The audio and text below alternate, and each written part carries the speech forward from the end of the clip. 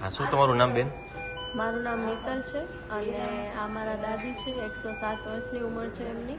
અને જ્યારે રાતે વોશરૂમ જતા હતા તો પડી ગયા અને એને સાથળમાં ફ્રેક્ચર આવી ગયેલું હતું. તો પછી અમે ઘણી બધી બીજી હોસ્પિટલમાં પણ ગયા હતા, પણ પછી અમે એમ્સમાં આવ્યા અને અહીંયા એમ ડૉક્ટરની બહુ બધી સારી સર્વિસ છે અને ઓપરેશન તો મોસ્ટ ઓફ બધાએ ના જ પાડી દીધી હતી, પણ અહીંયાના ડૉક્ટરે રિસ્ક લીધું અને સક્સેસ પણ ગયું છે. એટલે બહુ સારી સર્વિસ છે, બહુ સારું મેડિકેશન છે, સતત ઓબ્ઝર્વેશન, સતત મોનિટરિંગ, દિવસ અને રાત બાની સાથે જ રહ્યા છે એ લોકો. અને જમવાનું પણ આ લોકો અહીંયાથી જ જે પ્રમાણે એનો રિપોર્ટ આવે છે એ પ્રમાણે એ લોકોનું જમવાનું પણ પેશન્ટ માટે અહીંયાથી જ આપે છે.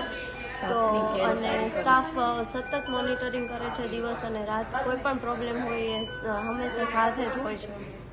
અને હું બધાને રિક્વેસ્ટ કરીશ કે કંઈ પણ તકલીફ હોય તમને કોઈને તો એકવાર એમ્સમાં જરૂર બતાવો. અમને તો આશા જ નહોતી કે અમારે બા પાછા આવશે, પણ ડોક્ટરે એટલું વ્યવસ્થિત ઓપરેશન કર્યું. 50% ચાન્સીસ હતા બાના જીવવાના અથવા તો રહેવાના. સક્સેસ જાય કે ન જાય એનો કોઈ અમને આઈડિયા જ નહોતો, પણ સરે ચાન્સ લીધા અને સક્સેસ કર્યું. એના માટે really thank you so much everybody of AIIMS. કેવી સારવાર મળી તમને? બહુ સરસ સારવાર મળી છે અને હોસ્પિટલ તો બહુ જ સારી છે.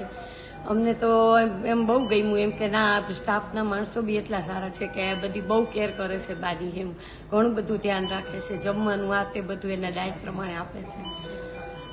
અને સારું, અમે તો ગમે એમ જ કહેશું કે ભાઈ એમ્સમાં જ જવાય. અમને આશા નહોતી અમારા બાની કે પાછા આવશે એવી, પણ ડૉક્ટરે બહુ વ્યવસ્થિત ઓપરેશન કર્યું અને આજે બાની જિંદગી બચાવી લીધી. શું તમારું નામ આપણે? નૈનાબેન પ્રભુભાઈ કંચાસરા.